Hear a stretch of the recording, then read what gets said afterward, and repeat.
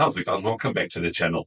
Now, the stuff that comes off your garage and really annoys your missus, but you just have to have them. You got them for a bargain. You swapped one for a beer here and a bottle of whiskey there and $50 there, all that kind of stuff. And one day you're actually going to use, but you actually never do. Well, we met a gentleman who has, and he actually took all this stuff and put a motorcycle together. So this is all built out of bits and pieces and parts that you had lying around your garage. Give us a bit of a rundown. I recognize this most from many, many, many moves back. Let's start with the motor and work your way around the bike. Okay, so it's a 4.2 litre. It used to be in the Transit, in the Capri, in the Taunus, and old Zodiacs. And it had a V6 originally, but it was too long, and he decided to put a V4 in it. 1974 motor. The tank and this thing's actually got two fuel tanks. That's a fuel tank, Yeah, and that's a fuel tank. yeah. Where did they come from? Those have been made. They're both 10 litres. This one looks big, but it's got hollowing inside of the carburetor and the air filter intake and all that stuff. So it's only 10 litres.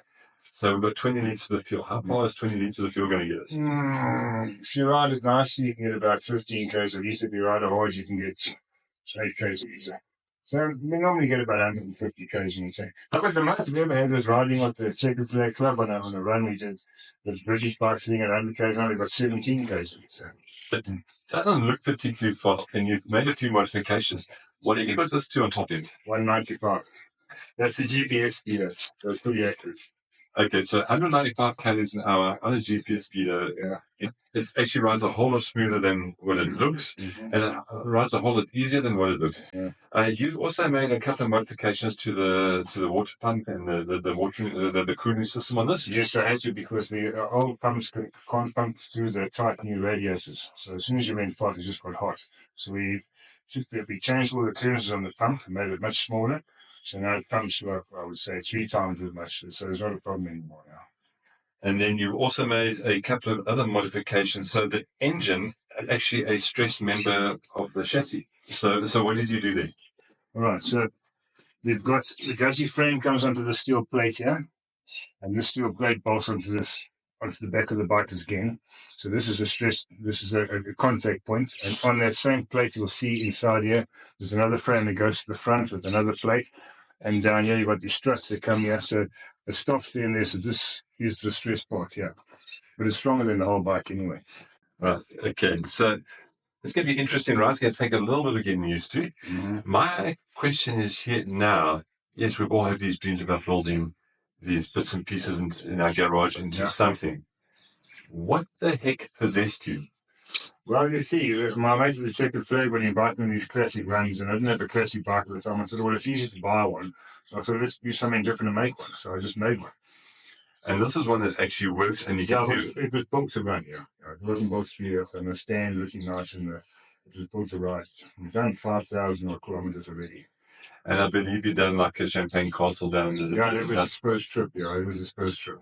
That was a shakedown trip. Yeah, the back tank fell off because the guy didn't weld it properly. So we just put another plate in the back of the seat and came back. But other than that, it's been pretty good. So all I can say is congratulations, mate, and thank you for letting us ride it. And cool. This must be your baby. It looks absolutely spectacular. What I want to do now is I do want to start it, and I want people to hear what this thing actually sounds like. No problem.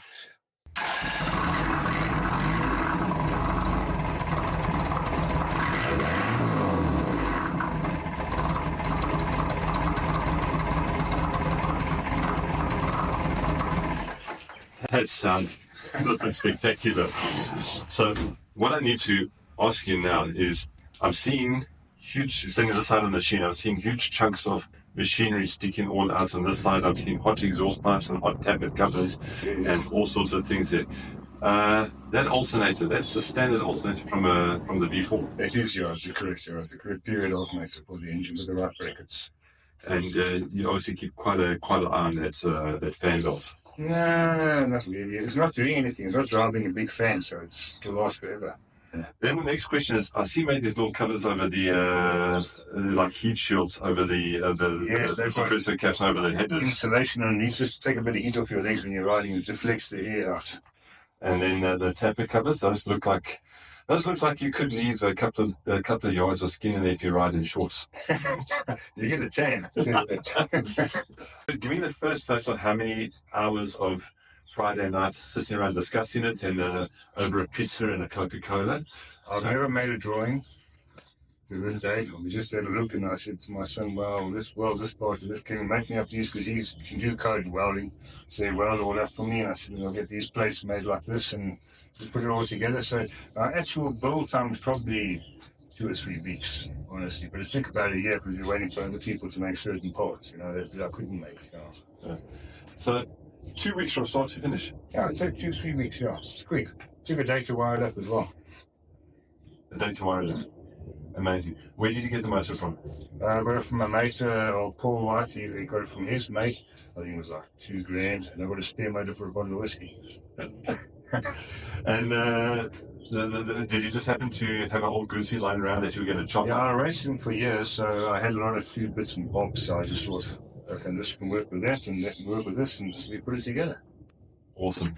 I'll tell you what, there's a whole bunch of stuff that shouldn't be together, that's been put together superbly well and looks absolutely fantastic. To the guys that like the smooth lines and stuff, I think they call it faggy. Mm. To me, look at the craftsmanship, and I think to a lot of people out there in YouTube land, I think it looks absolutely gorgeous, absolutely fantastic. Very well done, sir. Thank you very much. We then spent a day bombing around the countryside with a Guzzi V4 with our mate Donovan from the bike show, and then asked him what he thought of the machine. It's always a bit nerve-wracking. You ride something that somebody built, and especially you don't know much about the person, you don't know what they kind of do, and it's quite a sort of big undertaking. You're putting a big car motor in an old classic motorcycle frame. There's a lot that can go wrong. And yeah, it didn't really. It didn't. I mean, I really thought we were going to have some big problems. First of all, that engine is bolted on using metal on metal on metal, and then a thin little bit of hand grips. I thought I was going to be rattling the living daylights out of that thing. I thought it would shake. I thought it would feel rough. And that's often what happens with these customized motorcycles, these people who change motors around. They tend to feel good but rough, not quite like refined. And I suspect it's just good engineering and a good choice of that motor in that it didn't. I mean, it's very smooth. There's a bit of, you can feel it through the bars a tiny bit, but it really is not bad. It's not something that will numb your fingers. It won't dislocate your joints. The other thing I was worried about is that it would not, in fact, turn because it weighs more than a train. But then you get to the first corner, and I sort of thought, instead of turning, I'm just going to carry on going straight, and I'll never stop, ever. To my absolute surprise, I went around the corner, and I thought, hang on, I'm not dead. When did that happen? Never in my imagination did I think that would happen. And it really is just a collection of bikes. It's like if somebody built a classic motorcycle, but in the early 80s, it would come out something like this. So it's sort of a classically built custom motorcycle. And I love motorcycles like these. I love the people who take the time, who take the effort to build motorcycles like these. It's built purely out of love. It's built purely out of passion. And it's so great that there are people out there who do stuff like this, and it is even more of a privilege to get to ride something like this. First impression when I first saw this bike, I was a little bit nervous. It was built in 2 weeks. Total build time was 2 weeks. I was a little bit nervous about riding. I was expecting to be a complete rattle trap, a complete death trap. And it wasn't. Look, it's built into a Guzzi frame. It kind of responds like an old Guzzi. When you hit the throttle, it rocks off to the right, like you expect a Guzzi motor to do that. But you're expecting it to be, because it's a 2-litre V4, you expect it to be stupidly powerful and rip your arms off. I think because of the ratios of the gearbox and the ratios of the diff, it's actually quite lekker to ride. It's very smooth. A lot of engine braking, engine torque. Acceleration, when you get it up in the rev range, it actually pulls quite lekker. This is where my biggest concern came in. The general handling I was really worried about, because it's quite a long bike, it's quite a heavy bike. But it's actually so well put together that at high speeds it's actually quite nimble, and even at lower speeds it's still able to move around. And I was zigzagging and doing flip-flops down the road, and I was able to turn it in a fairly tight circle.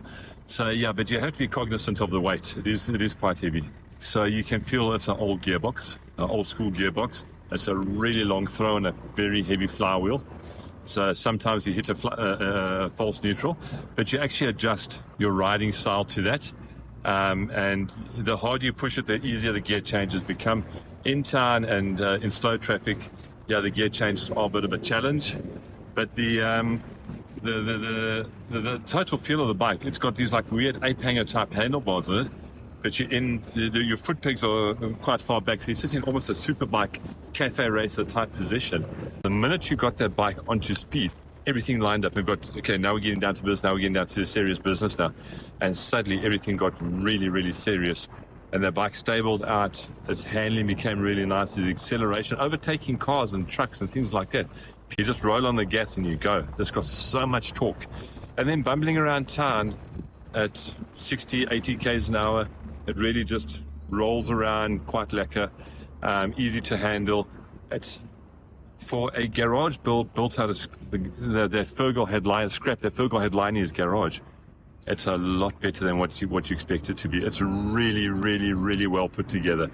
In fact, so well put together, it almost becomes a non-event riding it. I was expecting this really like dangerous, scary motorcycle to ride, difficult to handle.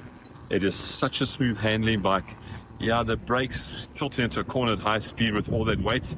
Little 400cc Honda brakes on there. Yeah, you got to use the gears to stop the bike and tilt it into a corner. And you've got to have balls of steel to actually crank it into a corner. But just overall, any day on a motorbike is my favorite day. Today was my most favorite day on a motorbike.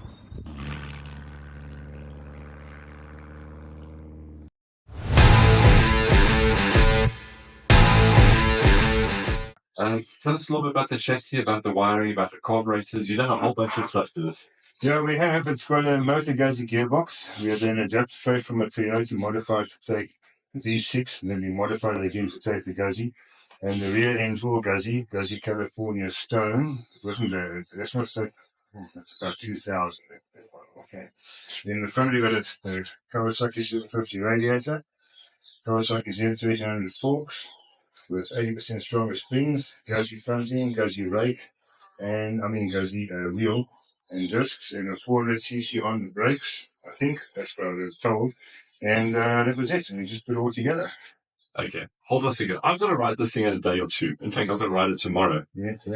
And you've put a 2-litre V4 motor onto some old 400 Honda brakes. Are Honda brakes that good?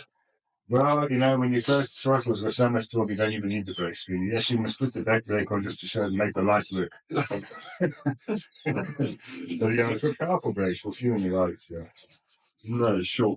Yeah, it is notoriously a bit of a vibrating motor, but we've had it balanced and it's usually okay. But it reacts like an old 850 Le Mans type Guzzi when you rev it, the motorbike sort of torque. Yeah, the torque steers to the one side. Correct, yes. Yeah. It's like, okay, this bike just looks amazing. I'll tell you something. It sounds flipping amazing as well. Now, the one thing that got me is the gearbox is exceptionally smooth. I couldn't actually feel it clock into gear. Is that a standard feature on the Guzzi boxes, or something you done on the clutches? No, I think it's just the sheer weight of the flywheel that does that. So I said when you ride, you just got to change very carefully, and you'll see it just slides in.